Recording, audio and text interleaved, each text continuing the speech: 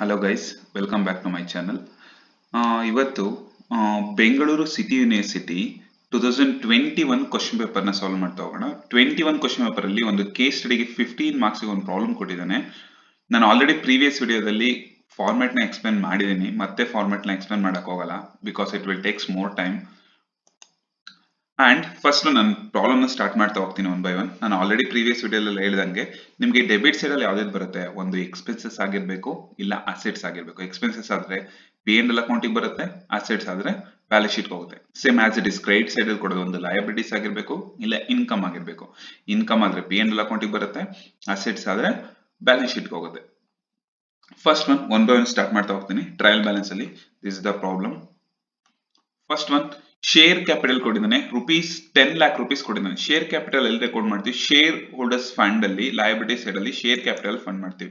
But any calls in arrears ಇದ್ರೆ deduct ಮಾಡ್ಬೇಕಾಗತ್ತೆ. But ಏನೂ ಇಲ್ಲ ಅಂದ್ರೆ ಡೈರೆಕ್ಟ್ ಆಗಿ ತಗೊಳ್ಳೋಣ. ಫಸ್ಟ್ ನಾನು ಇನ್ನರ್ ಕಾಲಮ್ ಅಲ್ಲಿ ಅಮೌಂಟ್ ನ ತಗೊಳ್ತೀನಿ. ₹10 lakh ಕೊಟ್ಟಿದ್ದಾನೆ share capital. And second one, general reserves. General reserves ಎಷ್ಟು ಕೊಟ್ಟಿದ್ದಾನೆ? ₹60,000 ಕೊಟ್ಟಿದ್ದಾನೆ. ಜನರಲ್ ರಿಸರ್ವ್ಸ್ ಕ್ರೆಡಿಟ್ ಸೈಡ್ ಕೊಟ್ಟೋದ್ರಿಂದ reserves it's automatically name indicate ಮಾಡಿದಂಗೆ ನಮಗೆ ಜನರಲ್ ರಿಸರ್ವ್ಸ್ ಅಂಡ್ ಸರ್ಪ್ಲಸ್ ಅಲ್ಲಿ ಬರುತ್ತೆ. ಜನರಲ್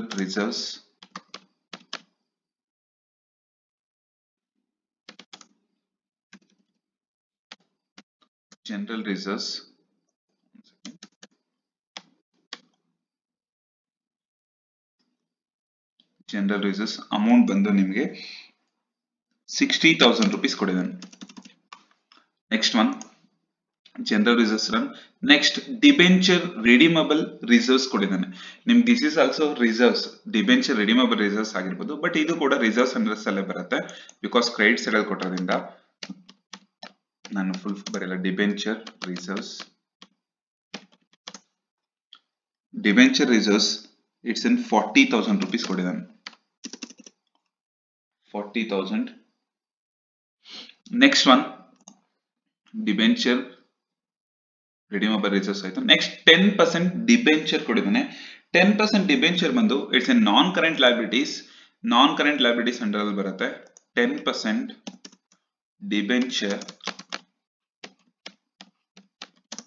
ಡಿಬೆಂಚರ್ ಅಮೌಂಟ್ ಬಂದು ಎಷ್ಟು ಕೊಟ್ಟಿದ್ದಾನೆ? First debenture amount it's an ₹2 lakh ಕೊಟ್ಟಿದ್ದಾನೆ. ₹2 lakh we are recording in non current liabilities. Debenture ಯಾವುದೇ ಬಂದು ನಿಮಗೆ ನಾನ್ ಕರೆಂಟ್ ಲಯಬಿಲಿಟೀಸ್ ಅಲ್ಲಿ ರೆಕಾರ್ಡ್ ಮಾಡ್ತೀವಿ. ಅಂಡ್ ನೆಕ್ಸ್ಟ್ ಒನ್ ನೋಡ್ತೀವಿ. ನಾನು ಒನ್ ಬೈ ಒನ್ ಎಕ್ಸ್ಪ್ಲೇನ್ ಮಾಡ್ತಾ ಹೋಗ್ತೀನಿ. ಪಬ್ಲಿಕ್ ಡೆಪಾಸಿಟ್ಸ್ ಎಷ್ಟು ಕೊಟ್ಟಿದ್ದಾನೆ? ಕ್ರೆಡಿಟ್ ಸೈಡ್ ಅಲ್ಲಿ ಕೊಟ್ಟಿದ್ದಾನೆ. ದಟ್ ಮೀನ್ಸ್ ಲಯಬಿಲಿಟಿ ಆಗುತ್ತೆ. 80,000 ಕೊಟ್ಟಿದ್ದಾನೆ. ನಾವು ಕರೆಂಟ್ ಲಯಬಿಲಿಟೀಸ್ ಅಲ್ಲಿ ತಗೊಳ್ಳೋಣ.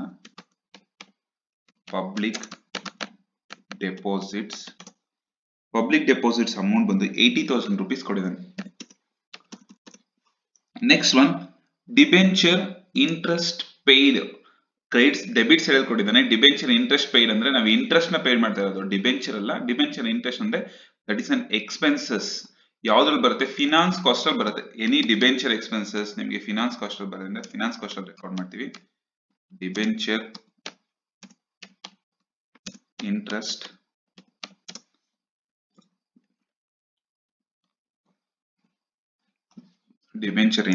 ಅಮೌಂಟ್ ₹15,000 ಕೊಟ್ಟಿದ್ದಾನೆ. Next one, debenture interest paid ಆಯ್ತು. Next, calls in arrears. Debenture interest paid ಆಯ್ತು. ಕಾಲ್ಸ್ ಇನ್ ಅರಿಯಸ್ ಏನಂದ್ರೆ ನಮ್ಗೆ ಏನಾದ್ರು ಶೇರ್ ಕ್ಯಾಪಿಟಲ್ ಅಲ್ಲಿ ಕಾಲ್ಸ್ ಇನ್ ಅರಿಯಸ್ ನ ಡಿಡಕ್ಟ್ ಮಾಡ್ಬೇಕಾಗತ್ತೆ. ಶೇರ್ ಹೋಲ್ಡರ್ಸ್ ಫಂಡ್ ಏನ್ ಕೊಟ್ಟಿದ್ದಾನೆ ಅದರಲ್ಲಿ ಕಾಲ್ಸ್ ಇನ್ ಅರಿಯಸ್ ನ ಡಿಡಕ್ಟ್ ಮಾಡ್ತೀವಿ.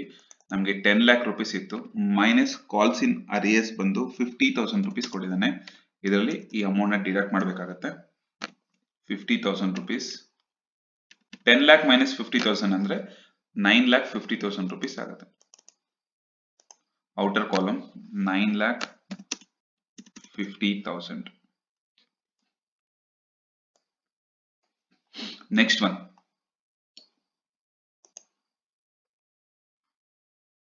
ಕಾಲ್ಸ್ ಇನ್ ಅರಿಯಸ್ ಆಯ್ತು. ನೆಕ್ಸ್ಟ್, ಪರ್ಚೇಸಸ್ ₹5 lakh ಕೊಟ್ಟಿದ್ದಾನೆ. ಪರ್ಚೇಸ್ ಎಲ್ಲಿ ರೆಕಾರ್ಡ್ ಮಾಡ್ತೀವಿ? It is an expenses. Purchase ಇಲ್ಲಿ ರೆಕಾರ್ಡ್ ಮಾಡ್ತೀವಿ. ಎನಿ ರಿಟರ್ನ್ಸ್ ಇದೆ ಅದರ ಡಿಡಕ್ಟ್ ಮಾಡ್ಬೇಕಾಗತ್ತೆ. ಪರ್ಚೇಸ್ ಅಮೌಂಟ್ ಬಂದು ₹5 lakh. ನಾವು ಇನ್ನರ್ ಕಾಲಮ್ ಅಂತ ತಗೊಳ್ಳೋಣ ಬಿಕಾಸ್ ಏನಾದ್ರು ರಿಟರ್ನ್ಸ್ ಇದ್ರೆ ಲೆಸ್ ಮಾಡ್ಬೇಕಾಗತ್ತೆ. ಇಲ್ಲ ಔಟರ್ ಕಾಲಮ್ ಆಮೇಲೆ ಅಮೌಂಟ್ ಹಾಕೊಂಡ್ರೆ ಆಯ್ತು. ₹5 lakh ಕೊಟ್ಟಿದ್ದಾನೆ. ನೆಕ್ಸ್ಟ್, ಪರ್ಚೇಸಸ್ ಆಯ್ತು. ನೆಕ್ಸ್ಟ್ ಓಪನಿಂಗ್ ಸ್ಟಾಕ್ ಕೊಟ್ಟಿದ್ದೀನಿ. ಓಪನಿಂಗ್ ಸ್ಟಾಕ್ ಬಂದು 80,000 ಎಲ್ಲಿ ತಗೊಂಡು ಚೇಂಜಸ್ ಇನ್ ಇನ್ವೆಂಟ್ರೀಸ್ ಅಲ್ಲಿ ತಗೊಳ್ತೀವಿ. Opening stock minus closing stock. Opening stock 80,000 rupees ಕೊಟ್ಟಿದ್ದಾನೆ ಮೈನಸ್ ಕ್ಲೋಸಿಂಗ್ ಸ್ಟಾಕ್ ಆಮೇಲೆ ಏನ್ ಕೊಡ್ತಾನೆ ರೆಕಾರ್ಡ್ ಮಾಡೋಣ. Opening stock done. Next debtors 2 lakh rupees ಕೊಟ್ಟಿದ್ದಾನೆ. Debtors is an current assets 2 lakh rupees ಕೊಟ್ಟಿದ್ದಾನೆ. ಇನ್ನರ್ ಕಾಲಮ್ ಅಲ್ಲಿ ತಗೊಳ್ತೀನಿ ನಾನು. ಏನಾದ್ರು ಬ್ಯಾಡ್ ಡೆಟ್ಸ್ ಇದ್ರೆ ಡಿಡಕ್ಟ್ ಮಾಡ್ಬೇಕಾಗತ್ತೆ ಇದರಲ್ಲಿ. ಡೆಟಾಸ್ 2 lakh ಕೊಟ್ಟಿದ್ದಾನೆ. ನೆಕ್ಸ್ಟ್ ಪರ್ಚೇಸ್ ರಿಟರ್ನ್ ಕೊಟ್ಟಿದ್ದಾನೆ. ಪರ್ಚೇಸ್ ಅಲ್ಲಿ ರಿಟರ್ನ್ ನ ಡಿಡಕ್ಟ್ ಮಾಡ್ಬೇಕಾಗತ್ತೆ. ನಿಮಗೆ ಫಸ್ಟ್ ಪರ್ಚೇಸ್ ಎಷ್ಟು ಕೊಟ್ಟಿದ್ದಾನೆ ನೋಡ್ಕೊಬೇಕಾಗತ್ತೆ first.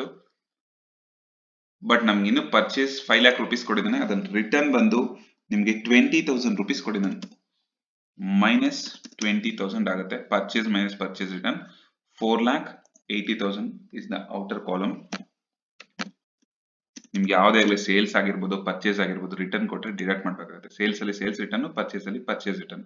Purchase return 20,000 done. Next sales ಬಂದು 12 lakh rupees ಕೊಟ್ಟಿದ್ದಾನೆ. ಸೇಲ್ಸ್ ಮೈನಸ್ ಸೇಲ್ಸ್ ರಿಟರ್ನ್ ಏನಾದ್ರು ರಿಟರ್ನ್ಸ್ ಇದೆ ಡಿಡಕ್ಟ್ ಮಾಡಬೇಕಾಗುತ್ತೆ. ನಾನು ಇನ್ನರ್ ಕಾಲಮ್ ಮೇಲೆ ತಗೊಳ್ತೀನಿ. 12 lakh rupees ಕೊಟ್ಟಿದ್ದಾನೆ. I directly mention 12 minus ಏನಾದ್ರು ರಿಟರ್ನ್ಸ್ ಇದೆ later on we can deduct. Next sales done. Next creditors ಎಷ್ಟು ಕೊಟ್ಟಿದ್ದಾನೆ 30,000 rupees ಕೊಟ್ಟಿದ್ದಾನೆ. ಕ್ರೆಡಿಟರ್ಸ್ ಎಲ್ಲಿ ಬರುತ್ತೆ ಇಟ್ಸ್ ಅನ್ ಕರೆಂಟ್ ಅಸೆಟ್ಸ್. ನಿಮಗೆ ಕ್ರೆಡಿಟರ್ಸ್ ಅಮೌಂಟ್ ಬಂದು 30,000 rupees ಕೊಟ್ಟಿದ್ದಾನೆ. Creditors 30,000 rupees done. Next one because current assets. Next unclaimed dividend. Unclaimed dividends ನಿಮಗೆ ಯಾವ ಸೈಡ್ ಅಲ್ಲಿ ಕೊಟ್ಟಿದ್ದಾನೆ ಕ್ರೆಡಿಟ್ ಸೈಡ್ ಅಲ್ಲಿ ಕೊಟ್ಟಿದ್ದಾನೆ. unclaimed dividend ಕ್ರೆಡಿಟ್ ಸೈಡ್ ಅಲ್ಲಿ ಕೊಟ್ಟರೆ ಎಲ್ಲಿ ರೆಕಾರ್ಡ್ ಮಾಡ್ತೀವಿ it's an liability. It's an current assets or non current assets. unclaimed dividend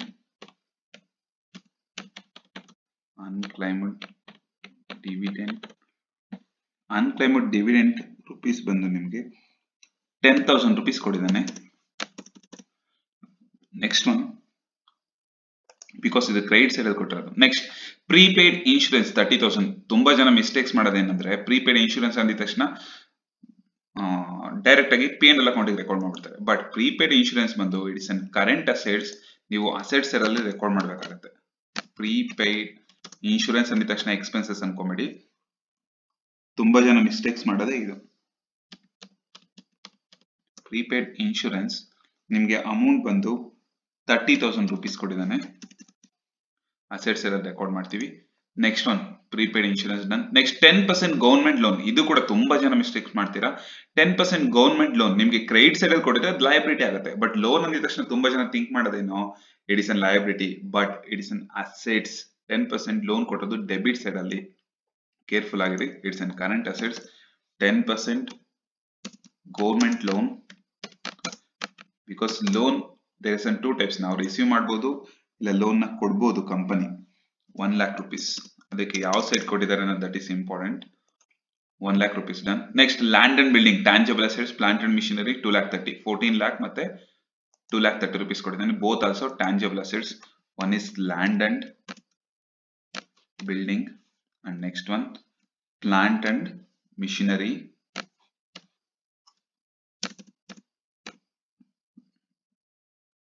plant and missionary. Land and building amount ಬಂದು ನಿಮ್ಗೆ ಏನಾದ್ರೂ ಇದರಲ್ಲಿ ಡಿಪ್ರಿಸಿಯೇಷನ್ ಡಿಡಕ್ಟ್ ಮಾಡ್ಬೇಕಾಗತ್ತೆ. ಏನಾದ್ರೂ ಇದ್ದೇ ಡಿಡಕ್ಟ್ ಮಾಡೋಣ. ಬಟ್ ನಾವು ಐ ಥಿಂಕ್ ಏನು ಕೊಟ್ಟಿಲ್ಲ ಈ ಪ್ರಾಬ್ಲಮ್ ಅಲ್ಲಿ. ನಾನು ಡೈರೆಕ್ಟ್ ಆಗಿ ಔಟರ್ ಕಾಲಮ್ ಕೊಡ್ತೀನಿ. 14 lakhs ಕೊಟ್ಟಿದ್ದಾನೆ. ಅಂಡ್ ಪ್ಲಾಂಟ್ ಅಂಡ್ ಮಿಷನರಿ ಬಂದು 2,30,000 rupees ಕೊಟ್ಟಿದ್ದಾನೆ. 2,30,000 rupees ಕರೆಕ್ಟ್ ರೈಟ್? ಯಾ 2,30,000 rupees. Next bad debts reserves ಕೊಟ್ಟಿದ್ದಾನೆ. This is also indicating bad debts reserves. Credit side ಅಲ್ಲಿ ಕೊಟ್ಟಿದ್ದಾನೆ. bad debts reserves ಅಂದ್ರೆ it's an reserves and surplus ಅಲ್ಲಿ ಬರುತ್ತೆ.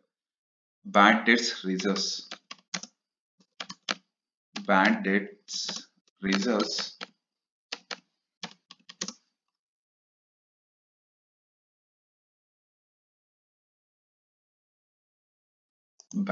reserves amount ಬಂದು ನಿಮಗೆ bad debts reserves 18,000 rupees ಕೊಟ್ಟಿದ್ದಾನೆ. It's an liability 18,000. Bad debts reserves done. Next, profit and loss account 1/4/2017 ಅಂದ್ರೆ ಏನ್ ಮಾಡಿದೆ, ನಿಮಗೆ ಪ್ರಾಫಿಟ್ ಅಂಡ್ ಲಾಸ್ ಅಕೌಂಟ್ ಕೊಡಿದ್ದೇನೆ. ಅದೆಲ್ಲಿ ರೆಕಾರ್ಡ್ ಮಾಡ್ತೀವಿ ನಾವು? ರಿಸರ್ವ್ಸ್ ಅಂಡ್ ಸರ್ಪ್ಲಸ್ ಅಲ್ಲಿ ರೆಕಾರ್ಡ್ ಮಾಡ್ತೀವಿ. ನಿಮಗೆ profit and loss account previous year ಕೊಟ್ಟಿದ್ದಾನೆ. ಪ್ರಾಫಿಟ್ ಅಂಡ್ ಲಾಸ್ ಅಕೌಂಟ್ ಬಂದು 1/4/2017 42,000 rupees ಕೊಟ್ಟಿದ್ದಾನೆ. 42,000. ನೆಕ್ಸ್ಟ್ ಸೇಲ್ಸ್ ರಿಟರ್ನ್ ಕೊಟ್ಟಿದ್ದಾನೆ. ಏನ್ ಮಾಡ್ಬೇಕಾಗುತ್ತೆ? ಸೇಲ್ಸ್ ಅಲ್ಲಿ ರಿಟರ್ನ್ ಅನ್ನು ಡಿಡಕ್ಟ್ ಮಾಡ್ಬೇಕಾಗುತ್ತೆ. ಸೇಲ್ಸ್ ಆಲ್ರೆಡಿ ಐ ಥಿಂಕ್ ನಾವು ರೆಕಾರ್ಡ್ ಮಾಡಿರ್ತೀವಿ. 12 lakh rupees. ರಿಟರ್ನ್ ಬಂದು ನಿಮಗೆ 25,000 rupees ಕೊಟ್ಟಿದ್ದಾನೆ. 25K. ನಾನು ಸ್ಮಾಲ್ ಶಾರ್ಟ್ ಫಾರ್ಮ್ ಅಲ್ಲಿ ರೆಕಾರ್ಡ್ ಮಾಡ್ತೀನಿ. 25K ಅಂದ್ರೆ 12 lakh ಅಲ್ಲಿ 25,000 ಡಿಡಕ್ಟ್ ಮಾಡಿದ್ರೆ ನಿಮಗೆ 11,75,000 rupees ಆಗುತ್ತೆ. Right. Next sales return, sales ಅಲ್ಲಿ ಸೇಲ್ಸ್ ರಿಟರ್ನ್ ಡಿಡಕ್ಟ್ ಮಾಡಿದಾಯ್ತು. ನೆಕ್ಸ್ಟ್ ಒಂದು ಸ್ಯಾಲರಿ ಅಂಡ್ ಆಫೀಸ್ ಎಕ್ಸ್ಪೆನ್ಸಸ್ 70,000 ಕೊಟ್ಟಿದ್ದಾನೆ. ಇಟ್ಸ್ ನೇಮ್ ಇಂಡಿಕೇಟ್ ಮಾಡುತ್ತೆ, ಇಟ್ಸ್ ಅನ್ ಎಕ್ಸ್ಪೆನ್ಸಸ್. ಸ್ಯಾಲರಿ ಎಲ್ಲಿ ಬರುತ್ತೆ? ಎಂಪ್ಲಾಯಿ ಬೆನಿಫಿಟ್ ಅಲ್ಲಿ ಬರುತ್ತೆ. ಸ್ಯಾಲರಿ, ವೇಜಸ್ ಯಾವುದೇ ಬಂದ್ರು ನಿಮಗೆ employee benefit expenses, salary and office expenses 70,000 rupees ಕೊಟ್ಟಿದ್ದಾನೆ. Salary is done. Next one ನಮ್ಗೆ ಏನೇನಿದೆ ಟ್ರಯಲ್ ಬ್ಯಾಲೆನ್ಸ್ ಅಲ್ಲಿ ಕೊಟ್ಟಿರೋದು ಎಲ್ಲಾದ್ರೂ ರೆಕಾರ್ಡ್ ಮಾಡಿದಾಯ್ತು. ನೆಕ್ಸ್ಟ್ ಅಡಿಷನಲ್ ಇನ್ಫಾರ್ಮೇಶನ್ ಅಡ್ಜಸ್ಟ್ಮೆಂಟ್ಸ್ ಗೆ ಹೋಗೋಣ. ಫಸ್ಟ್ ಒನ್ ಏನ್ ಕೊಟ್ಟಿದ್ದಾನೆ? Closing stock ₹40,000. ಕ್ಲೋಸಿಂಗ್ ಸ್ಟಾಕ್ 40,000 ಅಂದ್ರೆ ನಿಮ್ಗೆ ಯಾವುದೇ ಅಡ್ಜಸ್ಟ್ಮೆಂಟ್ ಆಗಿರೋದು ಟ್ವೈಸ್ ರೆಕಾರ್ಡ್ ಮಾಡ್ಬೇಕಾಗುತ್ತೆ. 2 times ರೆಕಾರ್ಡ್ ಮಾಡ್ತಾ ಹೋಗ್ತೀವಿ. ಕ್ಲೋಸಿಂಗ್ ಸ್ಟಾಕ್ 40,000 ಅಂದ್ರೆ ಒಂದು ಚೇಂಜಸ್ ಇನ್ ಇನ್ವೆಂಟರೀಸ್ ಅಲ್ಲಿ ಬರುತ್ತೆ, ಇನ್ನೊಂದು ಬ್ಯಾಲೆನ್ಸ್ ಶೀಟ್ ಅಲ್ಲಿ ಬರುತ್ತೆ. ಯಾವುದೇ ಅಡ್ಜಸ್ಟ್ಮೆಂಟ್ ಆಗಲಿ ನಿಮ್ಗೆ ಒಂದು P&L ಅಕೌಂಟ್ ಅಲ್ಲಿ ಬರಬೇಕು, ಇನ್ನೊಂದು ಬ್ಯಾಲೆನ್ಸ್ ಶೀಟ್ ಅಲ್ಲಿ ಬರುತ್ತೆ. ಕ್ಲೋಸಿಂಗ್ ಸ್ಟಾಕ್ 40,000 rupees ಕೊಟ್ಟಿದ್ದಾನೆ. ಒಂದು ಬ್ಯಾಲೆನ್ಸ್ ಶೀಟ್ ಇಲ್ಲ P&L ಎರಡು ಸೈಡ್ ಬರುತ್ತೆ. ಬಿಕಾಸ್ ಅಡ್ಜಸ್ಟ್ಮೆಂಟ್ ಯಾವುದೇ ಬಂದ್ರು ಟ್ವೈಸ್ ರೆಕಾರ್ಡ್ ಮಾಡಬೇಕಾಗುತ್ತೆ. 80,000 ಮೈನಸ್ 40,000 ಅಂದ್ರೆ 40,000 rupees ಆಗುತ್ತೆ. ನೆಕ್ಸ್ಟ್ ಆಟೋಮೆಟಿಕಲಿ ಕ್ಲೋಸಿಂಗ್ ಸ್ಟಾಕ್ ನ ಎಲ್ಲಿ ರೆಕಾರ್ಡ್ ಮಾಡ್ತೀವಿ? Addition current assets closing stock direct record ಮಾಡ್ಬಿಡೋಣ. 40,000 2 times ರೆಕಾರ್ಡ್ ಮಾಡಿದೆ. 2 times is done because adjustment. Next make a provision for taxation 50% of profit. ನಾವು provision of taxation ಕೊಟ್ಟಿದ್ದಾನೆ 50%. ಅದನ್ನು 2 times record ಮಾಡ್ತೀವಿ. But ನಮ್ಗೆ ಇನ್ನ ಟ್ಯಾಕ್ಸೇಷನ್ 50% ಕೊಟ್ಟಿರೋದು. ಬಟ್ ನಮ್ಗೆ ಬಿಫೋರ್ ದಟ್ ನಮ್ಗೆ ಏನ್ ಪ್ರಾಫಿಟೇ ಸಿಕ್ಕಿಲ್ಲ ಇನ್ನು, ಬಿಕಾಸ್ ನಾವು ಇನ್ನು ಫೈಂಡ್ ಔಟ್ ಮಾಡಿಲ್ಲ. ಅಡ್ಜಸ್ಟ್ಮೆಂಟ್ಸ್ ಎಲ್ಲ ಕಂಪ್ಲೀಟ್ ಮಾಡಿ later on will take this adjustment. Next one make a provision for bad debts at 10% on debtors. See ನಿಮ್ಗೆ ಏನಾದ್ರೂ ಕೊಡ್ಲಿ ಬ್ಯಾಡ್ ಡೇಟ್ಸ್ ಅಂತ ಬಂದಾಗ ಇಟ್ಸ್ ಆಟೋಮೆಟಿಕಲಿ ಬರದೇ ಡೆಟಾಸ್ ಮೇಲೆ. ನಿಮ್ಗೆ ನಾವು ಕೊಡ್ಬೇಕಾದ್ರೆ ಡೆಟಾಸ್ ಮೇಲೆ. ಓಕೆ, ಡೆಟಾಸ್ ಅಲ್ಲಿ ಏನ್ ಮಾಡ್ತೀವಿ? ಮೈನಸ್ 10% ಅಂದ್ರೆ 2 lakh into 10% ಅಂದ್ರೆ 20,000 rupees ಆಗ್ತದೆ. ನಾನು ಡೈರೆಕ್ಟ್ ಆಗಿ ರೆಕಾರ್ಡ್ ಮಾಡಿರ್ತೀನಿ. ಮೈನಸ್ ಮಾಡ್ಬೇಕಾಗತ್ತೆ ಡೆಟಾಸ್ ಅಲ್ಲಿ ಬ್ಯಾಡ್ ಡೇಟ್ಸ್ ನ. ನಿಮ್ಗೆ ಏನಕ್ಕೆ ಕೊಟ್ಟಿಲ್ಲ ಅಂದ್ರೆ ಡೆಟಾಸ್ ಮೇಲೆ ಕೊಡ್ತೀವಿ. ಬಟ್ ಅಡ್ಜಸ್ಟ್ಮೆಂಟ್ ಕ್ಲಿಯರ್ ಆಗಿ ಹೇಳ್ಬಿಟ್ಟಿದ್ದಾನೆ. Make a provision for bad debts at 10% on debtors. Debtors amount ಬಂದು 2 lakh ಮೈನಸ್ 20,000 ಡೆಟಾಸ್ ನ ಡಿಡಕ್ಟ್ ಮಾಡ್ತೀವಿ. ಅಸೆಟ್ಸ್ ಅಲ್ಲಿ ಬ್ಯಾಲೆನ್ಸ್ ಶೀಟ್ ಅಲ್ಲಿ 1,80,000 rupees ಆಗುತ್ತೆ. But this is an adjustment. You have to record twice, right? Bad debts debtors are new bad debts other expenses ಅಲ್ಲಿ record ಮಾಡ್ತೀವಿ. New bad debts amount ಬಂದು 20,000 rupees. Because 2 lakh ಮೇಲೆ ಕೊಟ್ಟಿದ್ದು 20,000 rupees record ಮಾಡ್ತೀವಿ. ಇಲ್ಲೇ ಕೊಟ್ಟು just 20,000. Next 2 times record ಮಾಡೋದು. Third adjustment also done, but second one ಆಗಿಲ್ಲ. Next fourth one proposed dividend 10% on share capital. Proposed dividend ಏನ್ ಹೇಳಿದಾನೆ? 10% ಆನ್ ಶೇರ್ ಕ್ಯಾಪಿಟಲ್ ಹೇಳಿದಾನೆ. Other expenses proposed dividend 10% on share capital ಹೇಳಿದೆ. Share capital amount ನೋಡಿ ಎಷ್ಟು ಕೊಟ್ಟಿದ್ದಾನೆ ನಿಮ್ಗೆ? 10 lakh rupees ಕೊಟ್ಟಿದ್ದಾನೆ. 10 lakh ಇಂಟು ನಿಮ್ಗೆ 10 lakh ಇಂಟು ಎಷ್ಟು ಪರ್ಸೆಂಟ್ ಕೊಟ್ಟಿದ್ದಾನೆ? Provision for taxation I think 10%, right? Yeah, proposed dividend 10% on share capital into 10% ಕೊಟ್ರೆ 10 lakh ಮೇಲೆ 1 lakh rupees will be the amount. Next but ಇದು ಅಡ್ಜಸ್ಟ್ಮೆಂಟ್, ರೈಟ್? 2 times ರೆಕಾರ್ಡ್ ಮಾಡಬೇಕಾಗುತ್ತೆ ನಿಮ್ಗೆ. Proposed dividend ಇನ್ನೊಂದು ಎಲ್ಲಿ ಬರುತ್ತೆ? ಇಟ್ಸ್ ಎನ್ ಲಯಬಿಲಿಟಿ ಸೈಡ್ ಅಲ್ಲಿ ಬರುತ್ತೆ. It's an current liability, but space ಇಲ್ಲಿ ಹಾಕೊಂಡಿರ್ತೇನೆ. Later on we can change. Proposed dividend 1 lakh rupees ಬರುತ್ತೆ. 1 lakh. Next 2 times is done. Proposed dividend 10% on share capital. Next after transferring 20% on general reserves ಅಂತ ಹೇಳಿದಾನೆ. General reserves ಒಂದು ಬಂದು P and L account ಅಲ್ಲಿ ಬರುತ್ತೆ, less appropriation ಅಂತ ತಗೊಳ್ತೀವಿ, otherwise direct ಆಗಿ ಅದು ತಗೊಳ್ಳಿ ಇಲ್ಲಿ. General reserves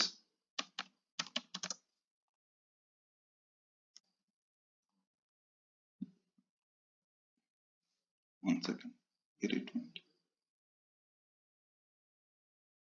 transferring of general reserves, right?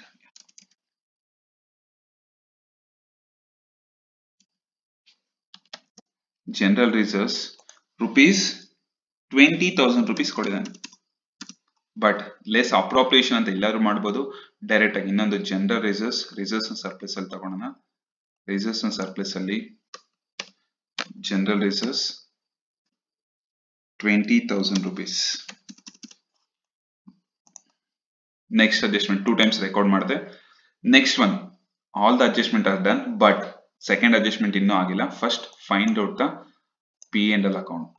P and L account continue ಮಾಡಿದ್ರೆ ನಿಮಗೆ ಪ್ರಾಫಿಟ್ ಸಿಕ್ಕಿದ್ರೆ ಗೊತ್ತು. ಏನೇ ಅದರ್ ಇನ್ಕಮ್ ಯಾವುದು ಕೊಟ್ಟಿಲ್ಲ, ನಿಲ್. 11,75,000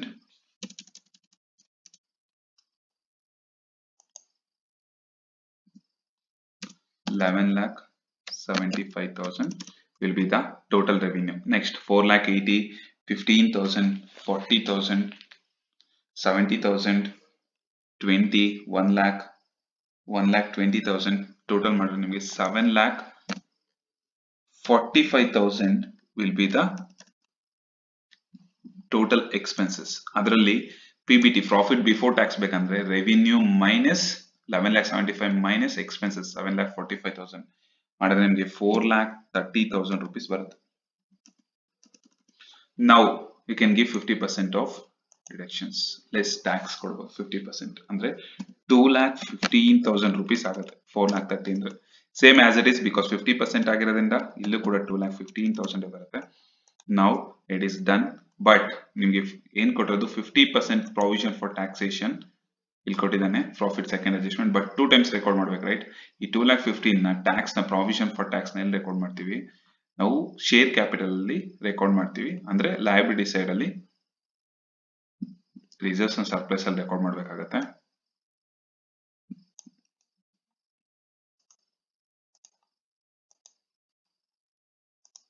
ರಿಸರ್ವ್ಸ್ ಅಂಡ್ ಸರ್ಪ್ಲಸ್ ಅಲ್ಲಿ ಒಂದು profit and loss account, profit and loss account record ಮಾಡಬೇಕು.